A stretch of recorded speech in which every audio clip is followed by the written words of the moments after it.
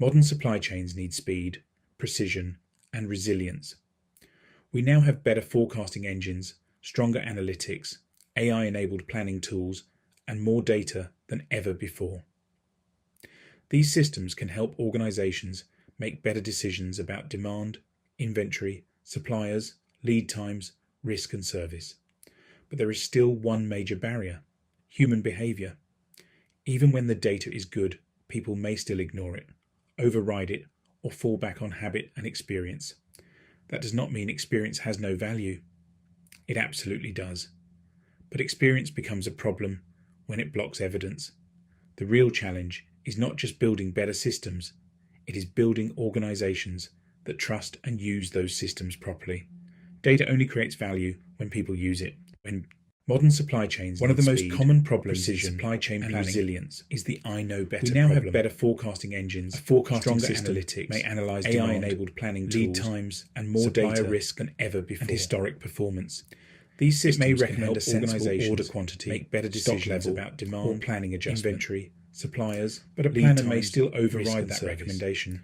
But there is still one major barrier: tells them something human behavior. Even when the data judgment is right, people may still ignore it. Often, habit feels safer than evidence, or fall back on habit and people may trust what they have always done. That does not mean experience has no value. They may remember a past crisis. It absolutely does. They may fear experience becomes a problem, the system is wrong when it blocks evidence, or they may simply not trust the real challenge is not just building better systems. Confidence can become a hidden organization risk that trust and use people those systems overriding properly. Data without evidence. Data only creates the organization is not really data led. The biggest barrier may not be the tool, it may be trust. Bias can disguise itself as experience.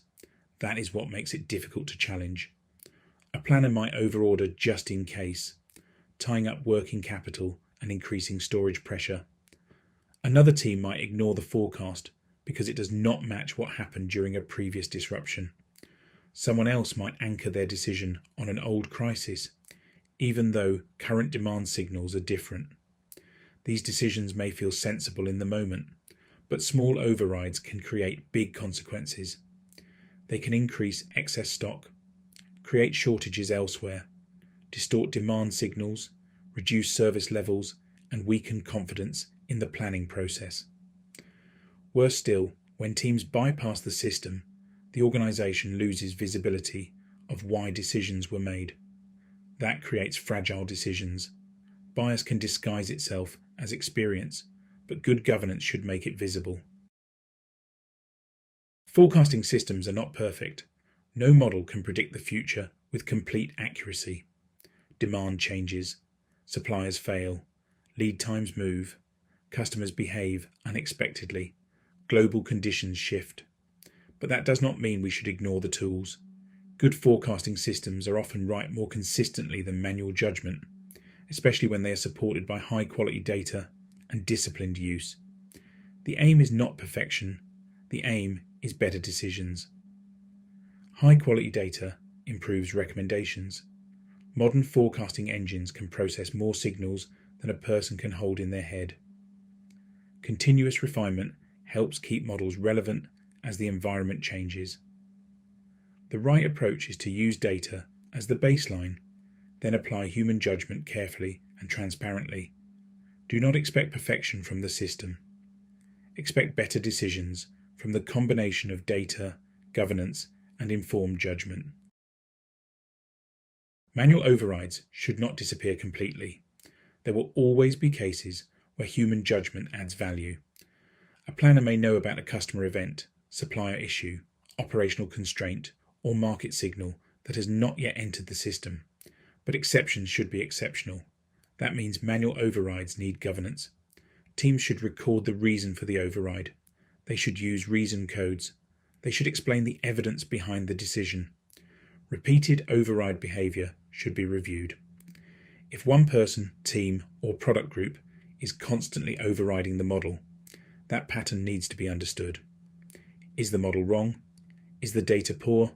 Is the process unclear? Or is trust low? Governance is not about stopping people from thinking. It's about making judgment visible, measurable, and accountable. Governance turns trust into repeatable behavior. People are more likely to trust data when they understand it. That means organisations need to educate teams on how forecasting tools work. Planners do not need to become data scientists, but they do need to understand the basics. What data is the model using?